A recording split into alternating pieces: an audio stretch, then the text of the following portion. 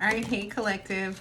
I hope you are ready for this. Part of this is just my experience, and part of this are downloads, but you'll know the difference because I'll tell you. So the first thing that Spirit wanted me to make sure you guys know, this is the downloads part. You know that they know that it was them.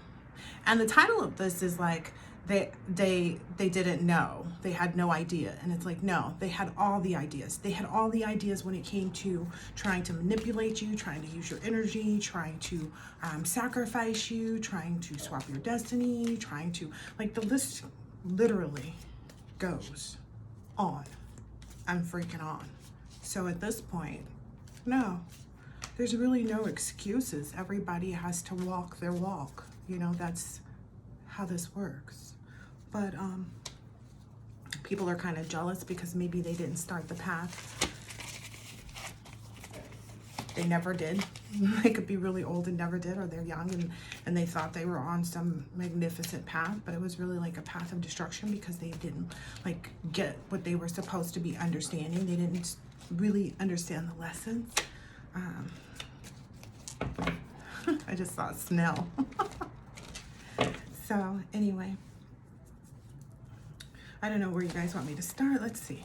How is the collective showing up right now? Let's take a look at that. Let's see. How's the collective showing up? 10 of Cups and King of Pentacles. All right. This is awesome. Like, I'm very satisfied. Collective, you satisfied with how you're showing up? The Six of Swords is what has this snail. That's somebody else's energy. Somebody's traveling to you with like all their blues and stuff trailing behind them kind of energy. It's nasty, yucky. Anyway, it's like all the exes and the past friends and the past associates or business acquaintances. The business acquaintances are really feeling it because the more you become less accessible in that fashion, the more you receive justice. The more you really solidify your own foundation, the more you fortify, that was the word was coming up in the readings a little while back. The more you fortify yourself, the better. Yeah. It's really a movement. Okay, so now that we know how you guys are showing up, let's go ahead and look at, let's look at this one, because it keeps bringing me this. Some people need to lean back, you know, back up off of the collective's energy, not in, you know, there's a book called Lean In, and then there's a song that says lean back. They need to lean the fuck back. They do not need to lean in. Don't read that book. It's not for you. Don't lean in on the collective. Don't come poking the bear. Don't do these things, okay? No one said that they might not care. Like, no, I guess maybe someone feels like they've been tricked, but it's like you tricked yourself maybe. Like you didn't choose what you should have chosen, and it's too late to pump your brakes kind of energy. You know, it is what it is. But anyway, no one said, like, everybody had these ideas. They knew the consequences is the energy that I get. These people very well knew the consequences, what justice really looked like, and who it looked like it for. Okay. Granted, they were in illusions that they wanted to be in, illusions that they created for themselves, trying to commit you to something other than what you wanted to be committed to. Am I lying? Why not? I'll carry on. Okay. As I was saying.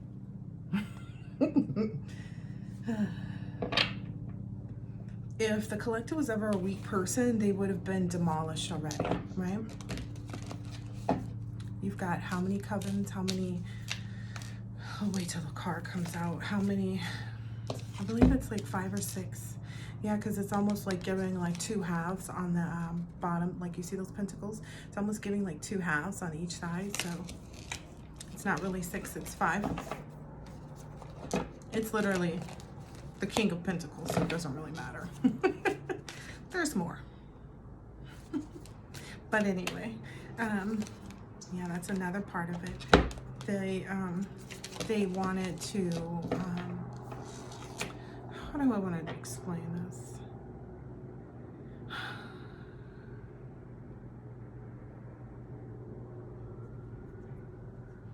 I guess they thought it would have been easy to overpower you, to overcome you. Perhaps if you weren't thinking, maybe that's what they didn't know.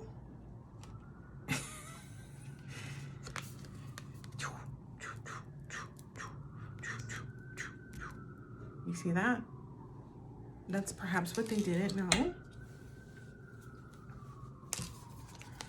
It's just someone, you see that picture. You make what you want to make of it, according to what I just said. So your biggest ideas, the next thing, and it's literally the next thing on this page after this card flies out. Your biggest ideas are still in your head. Like everything, everything is like still with you. Like you've gotten better and better. Oh gosh, you guys want to know what that is?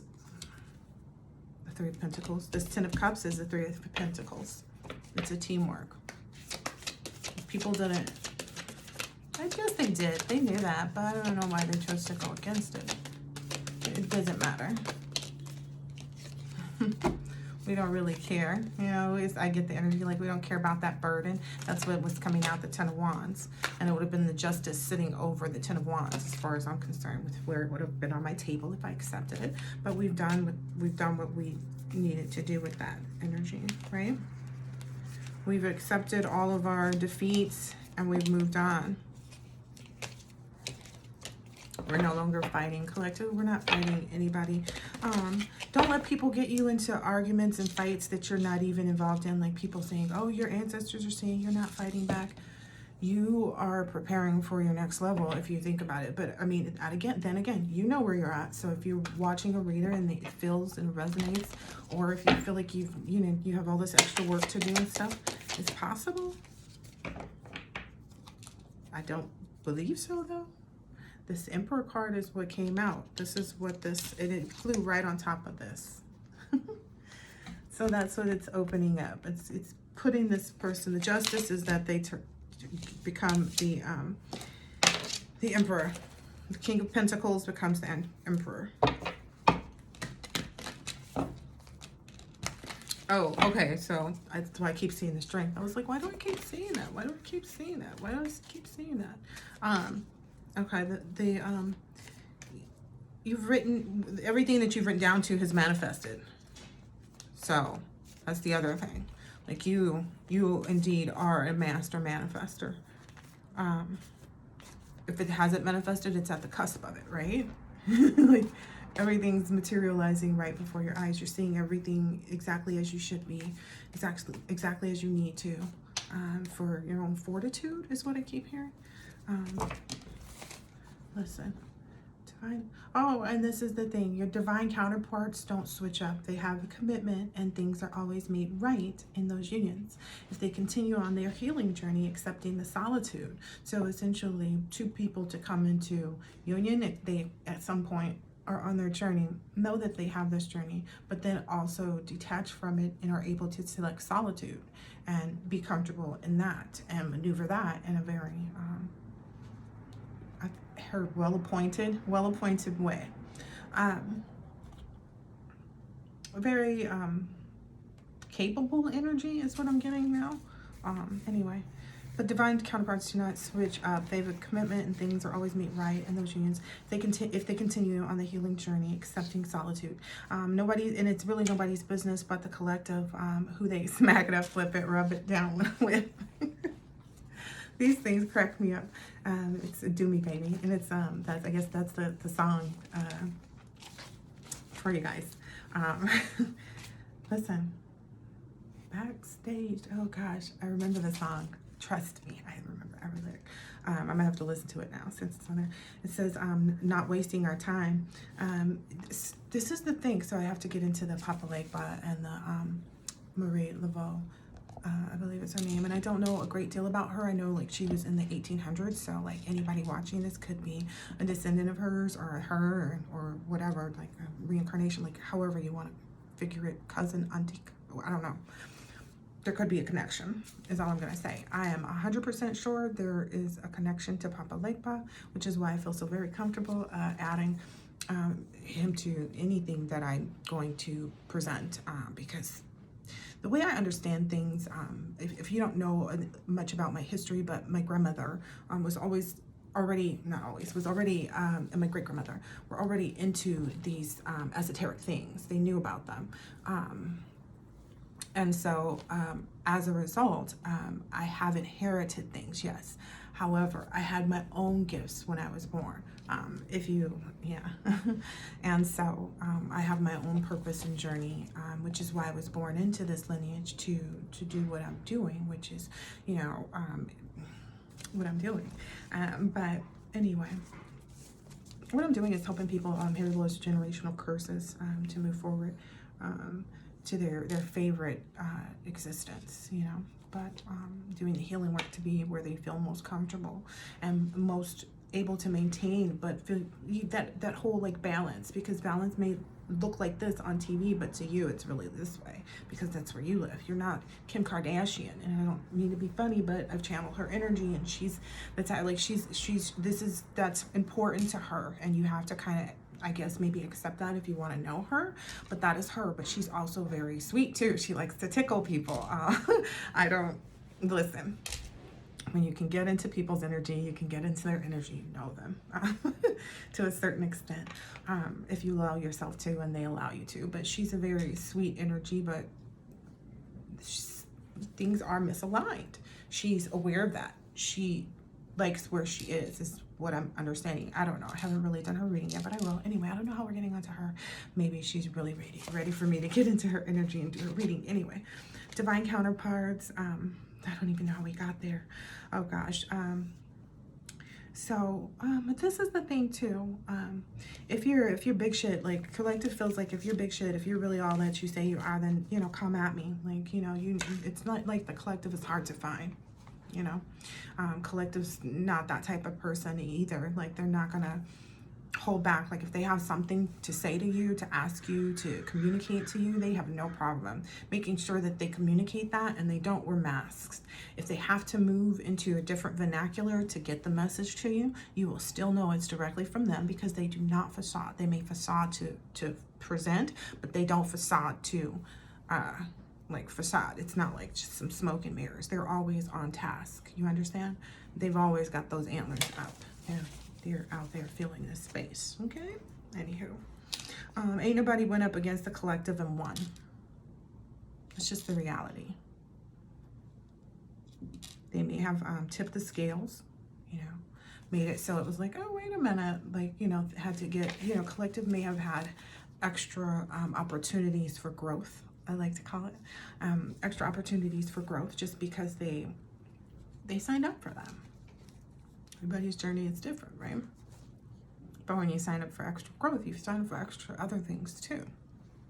Eyes on you, other affluences, as I'll call them. Okay, anyway. But the collective really doesn't care. That's why it's probably taking me a bit to get this reading out. Is collective really doesn't even care. And that's how I know that a lot of people are actually walking in their karma. They're sitting in their, like, they're full on, like head on, like not doing well. It's because I see it. 1414. I see it. In the way my life is presenting itself. So the fact that, like, when you're intuitive, you know what I mean, right? When you have no absolute desire or thought or communication about with certain people, and you've done everything to cling to your life of them, and they keep popping and coming and popping and coming, you know what that is, right? It may be that that's why some people say, oh, you have to fight back in this spiritual thing. But it's kind of like, I believe in protection. Okay, so I want to be clear. I don't believe that these people really want the collective to fight back. That's really a huge part of this. That's why Papa Legba, Marie Veaux are on there. I want to explain a little bit of their dynamics. In the show, in the television show, let's just say that was a real world, right? You never know. If in the television show, she had to bring him a child in exchange for whatever it was, right? That she had asked for. And in reality, her history goes that she was just a really good witch. You know what I mean? She understood certain things and certain vernaculars, and you know, did her thing around town, and she was like the last of a dying breed. You understand? In the 1800s too, right? So there is a certain resonance in the fact that this person is real. Okay. And then there's the legend Papa Legba. I didn't look at the when. Let me look really quick and see if I can find that 2:22 on my clock. And there's a 2 in the thing. You guys, come on. Okay. Let's see, when do they speak? Because a lot of knowledge and understanding is like a lot of these deities and entities and gods and goddesses and whatever you would like to place as their names, and archangels. They're actually from this past information that moved itself into the Catholic Church and stuff like that, and understood to be, you know, certain people, which is why there's a Judas, right? There's always a Judas. It's finding them that brings us to this resurrection. Anyway, so my bad. Actually, my good. People don't really have a time frame. I feel like it's just like they believe in voodoo, you